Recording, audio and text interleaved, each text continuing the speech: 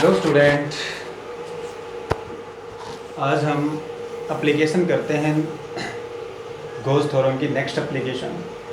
अभी तक हमने गोस लॉ इलेक्ट्रोस्टैटिक्स किया था। गोस लॉ इलेक्ट्रोस्टैटिक्स में हमें बताता है इलेक्ट्रिक फ्लक्स के बारे में। कोई भी बॉडी किसी भी चार्ज को इनक्लोज करती है तो उस बॉडी के सरफेस से उस चार्ज की जो इलेक्ट्रिक फील्ड लाइन पास करती हैं वो होता है इलेक्ट्रिक फ्लक्स। तो गॉस थ्योरम हमें कहता है कि total electric flux due to any charge, total electric flux due to any charge which is enclosed by another body is equal to 1/ε0 times total charge enclosed by the close surface. ये था हमारे पास Gauss theorem, ठीक है ना। किसी भी body के द्वारा जो चार्ज इनक्लोज किया जाता है तो उस चार्ज की इलेक्ट्रिक फील्ड लाइंस उस बॉडी से पास करेंगी और वो इलेक्ट्रिक फ्लक्स होगा, और वो इलेक्ट्रिक फ्लक्स चार्ज का 1/ε0 टाइम्स होगा अगर उस बॉडी के अंदर वैक्यूम है, ठीक है ना। इसी प्रकार नेक्स्ट हमने डिस्कस किया था deduction of Coulomb's law. Coulomb's law को डिफाइन किया था किससे? गॉस थ्योरम से। आज हम नया टॉपिक लेके आए हैं एप्लीकेशंस ऑफ गॉस थ्योरम, जिसमें फर्स्ट एप्लीकेशन है electric field intensity due to a hollow sphere या फिर स्फेरिकल सेल, ठीक है ना। होलो स्फीयर और स्फेरिकल सेल्स जो क्या होती है, बिल्कुल अंदर से खाली होती है, उसके अंदर क्या होता है, वैक्यूम होता है। तो उसका इलेक्ट्रिक फील्ड हम क्या करना चाहते हैं, डिटरमाइन करना चाहते हैं। इलेक्ट्रिक फील्ड इंटेंसिटी उसकी हम क्या करना चाहते हैं, फाइंड आउट करना चाहते हैं। तो हमने कंसिडर किया कि हमारे पास एक होलो स्फीयर है, एक होलो स्फीयर जिसका रेडियस हम r मान लेते हैं, ठीक है, और सेंटर उसका क्या मान लेते हैं, q। क्लियर है। उस होलो स्फीयर पे amount of charge centre O माना, और उस होलो स्फीयर पे जो अमाउंट ऑफ चार्ज है वो Q है, और Q अमाउंट में चार्ज उस स्फीयर के सरफेस पे कैसे डिस्ट्रीब्यूट है, यूनिफॉर्मली डिस्ट्रीब्यूट है, ठीक है ना। Q अमाउंट में चार्ज वो स्फीयर के सरफेस पे डिस्ट्रीब्यूट होगा। इनसाइड क्या है, स्फीयर के अंदर वैक्यूम है क्योंकि सेल है, स्फेरिकल सेल है, अंदर से होलो स्फीयर है। तो उसकी सरफेस चार्ज डेंसिटी हम मान लेते हैं सिग्मा। तो सिग्मा सरफेस चार्ज डेंसिटी है, वो होगा charge per unit surface area. Okay, अगर हमें चार्ज फाइंड आउट करना है तो surface charge density into surface area. तो ये हम कंसिडर कर लेते हैं diagrammatically. This is a hollow sphere, ये हमारे पास एक होलो स्फीयर है। कंसिडर कर लिया हमने, एक होलो स्फीयर है और होलो स्फीयर का रेडियस r मानते हैं और सेंटर इसका हम O मानते हैं। होलो स्फीयर का रेडियस क्या है, r, और सेंटर इसका O है। तो हमने ये कंसिडर कर लिया है, this is a hollow sphere of radius r, centre O और रेडियस r है। Q भी the amount of charge on this hollow sphere. Q क्या है, charge on the sphere, on the sphere which is distributed uniformly on its outer surface, ठीक है ना। जो क्या होगा, डिस्ट्रीब्यूट होगा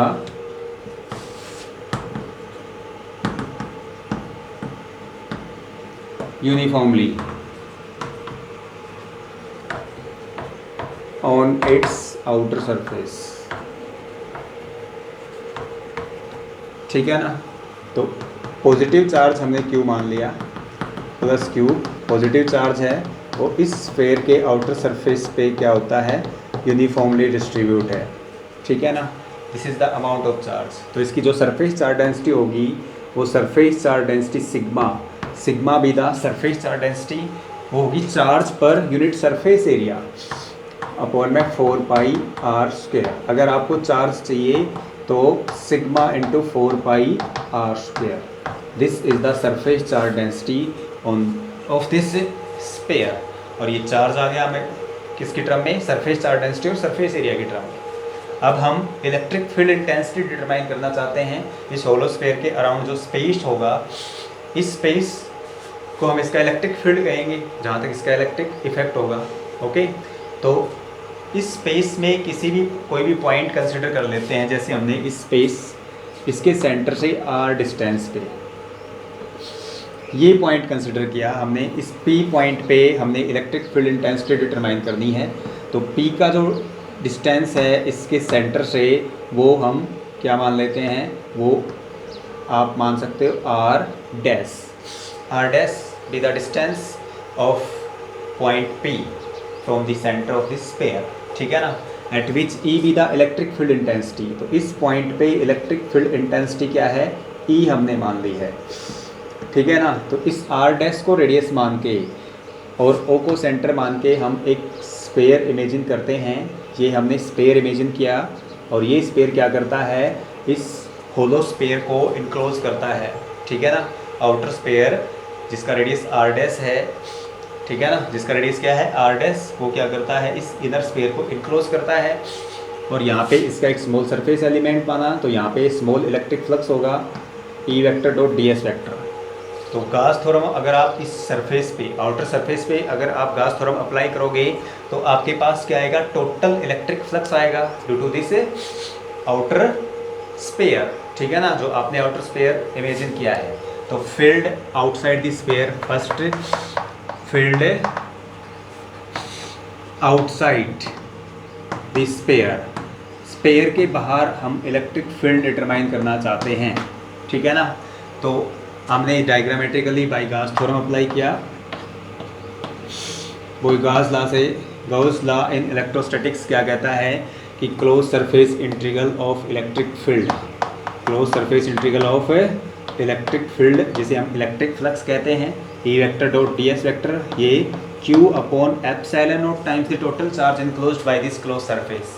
हम फर्स्ट केस ले रहे हैं, इलेक्ट्रिक फील्ड इंटेंसिटी या field outside the sphere determine कर रहे हैं।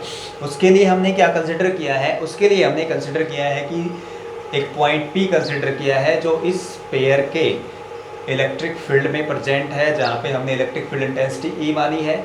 और ये P पॉइंट इसके सेंटर से R डैश डिस्टेंस पे है, ओके, R डैश डिस्टेंस पे है। तो P को हम सरफेस पॉइंट मान के, R डैश को रेडियस मान के, O को सेंटर मान के स्फीयर इमेजिन किया है। और ये जो स्फीयर है वो इस स्फीयर को इनक्लोज कर रहा है। इसका मतलब this is A charge body, यह एक चार्ज बॉडी है और ये चार्ज बॉडी किसके द्वारा इनक्लोज की गई है, इस आउटर स्फीयर के द्वारा, ठीक है ना। तो इसकी electric field lines outer sphere के सरफेस से पास करेंगी, वो इलेक्ट्रिक फ्लक्स होगा। और इलेक्ट्रिक फ्लक्स क्या होगा, 1/ε0 टाइम की total charge enclosed by the close surface, Gauss theorem के अकॉर्डिंग। अब इलेक्ट्रिक फील्ड और एरिया वेक्टर की डायरेक्शन यहाँ पे सेम है, तो आप क्या कह सकते हो, close surface integral E into ds is equal to Q upon में एप्सिलॉन नोट, E बाहर आ जाएगा, E आपका बाहर आ गया, close surface integral S ds is equal to Q upon में epsilon naught. ds is the small surface element of outer sphere, outer sphere का स्मॉल सरफेस एलिमेंट है। तो इंटीग्रेशन ds का मतलब surface area of outer sphere. तो यहाँ से आपके पास इलेक्ट्रिक फील्ड आ जाएगा E इंटू में 4 पाई R डैश का square is equal to Q upon में एप्सिलॉन नॉट, Q अपॉन में एप्सिलॉन नॉट। तो इलेक्ट्रिक फील्ड इंटेंसिटी अगर आप डिटरमाइन करना चाहते हो तो 1/4 pi epsilon naught Q upon में R डैश का स्क्वायर, ठीक है ना। This is the electric field intensity at point P। और पॉइंट P कहाँ पे है, outside the sphere, outside the surface of sphere. तो ये हमारे पास इलेक्ट्रिक फील्ड इंटेंसिटी आई है इस स्फीयर के बाहर, कहीं पे भी कोई भी पॉइंट है वहाँ पे इलेक्ट्रिक फील्ड इंटेंसिटी है। तो यहाँ से क्या क्लियर हो रहा है कि इलेक्ट्रिक फील्ड इंटेंसिटी आपकी इन्वर्सली प्रोपोर्शनल है किसके, स्क्वायर ऑफ डिस्टेंस के, ठीक है ना। तो that is E is inversely proportional to square of distance, इसका मतलब 1 अपॉन में R डैश का square. This is the electric field intensity. और यह है हमारे पास इलेक्ट्रिक फील्ड इंटेंसिटी आई है जो कि क्या है, इन्वर्सली प्रोपोर्शनल है किसके, स्क्वायर ऑफ डिस्टेंस के, ठीक है ना। अगर आप चार्ज की वैल्यू इस इक्वेशन में, ये इक्वेशन सेकंड नाम दे सकते हो इसको, ये इक्वेशन सेकंड है और ये आपके पास क्या है, इक्वेशन फर्स्ट, इसको आप इक्वेशन फर्स्ट नाम दे दो। तो using equation first in equation second, equation first को आप सेकंड में यूज़ करो, यहाँ पे चार्ज की वैल्यू पुटअप करोगे तो Q is equal to sigma into 4 pi R square. तो हमारे पास क्या आ जाता है, electric field E is equal to 1/4 pi epsilon naught into में 4 pi R square into sigma upon में R डैश का होल स्क्वायर। 4 पाई से आपके पास 4 पाई कैंसिल हो गया, तो electric field intensity outside the sphere या स्पेरिकल सेल हमारे पास आई है E is equal to sigma R square upon में एप्सिलॉन नॉट आर डैश का होल स्क्वायर। 4 पाई से आपका 4 पाई कैंसिल हो गया। This is the electric field intensity outside the sphere. ठीक है ना, स्पेयर के बाहर हमारे पास इलेक्ट्रिक फील्ड इंटेंसिटी आ गई है, तो आप इसका स्क्रीनशॉट ले सकते हैं। R is the radius of inner spherical shell and R dash is the radius of outer sphere. जो आपने इमेजिन किया है स्पेयर, जो इस स्पेयर को इनक्लोज करता है, उसका रेडियस R डैश है और इसका रेडियस क्या है R। क्लियर है ना। तो this is the electric field intensity outside the sphere. तो इलेक्ट्रिक फील्ड इंटेंसिटी क्या है, आ रही है outside the sphere inversely proportional to the square of distance. Next हम करते हैं electric field intensity on the surface of sphere और इनसाइड द स्पेयर। स्क्रीनशॉट ले सकते हैं आप इसका। नेक्स्ट आता है आपका electric field intensity on the surface of sphere. Sphere के सरफेस पे, स्पेयर के सरफेस पे कहने का मतलब जो P पॉइंट है वो कहाँ पे आ जाता है, on the surface of sphere. इस स्पेयर के सरफेस पे जैसे P पॉइंट आएगा, इसका मतलब आप क्या ले सकते हो, R dash is equal to R। ठीक है ना। इनर और आउटर स्पेयर का जो रेडियस है वो इक्वल हो जाता है, और इक्वल रेडियस है तो उस केस में जो इलेक्ट्रिक फील्ड इंटेंसिटी आएगी वो आएगी सिग्मा आर स्क्वायर अपॉन में epsilon naught R square. R square से आर स्क्वायर कैंसिल, तो सिग्मा अपॉन में epsilon naught means maximum electric field intensity होगी किस पे, on the surface of sphere. Sphere के सरफेस पे इलेक्ट्रिक फील्ड इंटेंसिटी आपकी मैक्सिमम होगी। और नेक्स्ट हम करते हैं field inside the sphere. Sphere के अंदर फील्ड है, फील्ड है इनसाइड दी स्पेयर, तो ये आप इसका भी स्क्रीनशॉट ले सकते हो। नेक्स्ट आता है फील्ड इनसाइड दी स्पेयर। अब स्पेयर के अंदर हमें फील्ड करना है, तो आउटर वाले केस को आप क्या कर सकते हो, रिमूव कर सकते हो। अब आउटर केस को आप जैसे रिमूव करोगे तो inside the sphere. Third case आता है field inside the sphere. Field inside the sphere, sphere के अंदर फील्ड, और अंदर हम इलेक्ट्रिक फील्ड डिटरमाइन करना चाहते हैं। जैसे हमने इस सेंटर से यहाँ पे r डैश डिस्टेंस पे कोई पॉइंट P कंसिडर किया है, और इस P पॉइंट पे इलेक्ट्रिक फील्ड की वैल्यू हमने E मान ली। ठीक है ना, E with electric field intensity at point P, और P पॉइंट कहाँ पे है, R डैश आपका लेस है किससे, R से, मीन्स इनसाइड द स्पेयर। तो इस R डैश को रेडियस मान के हम यहाँ पे भी क्या इमेजिन करेंगे, एक स्पेयर इमेजिन करेंगे। अब ये जो स्पेयर है ये कोई भी चार्ज इनक्लोज नहीं कर रहा। ठीक है, this sphere does not enclose any amount of charge, क्योंकि inside this hollow spherical shell charge क्या है, जीरो है। तो ये स्पेयर किसी भी प्रकार का चार्ज इनक्लोज नहीं कर रहा है। तो बाय गॉस थ्योरम से close surface integral of electric field E vector ds vector is equal to Q upon में एप्सिलॉन नॉट, क्योंकि इनसाइड दी स्पेयर चार्ज क्या है, जीरो है। Q क्या है, जीरो है inside the sphere, inside the sphere. ठीक है ना, स्पेयर के अंदर चार्ज जीरो है, तो आप यहाँ से ये टर्म जीरो हो गई, इसका मतलब इलेक्ट्रिक फील्ड अपने आप क्या होगा, जीरो होगा।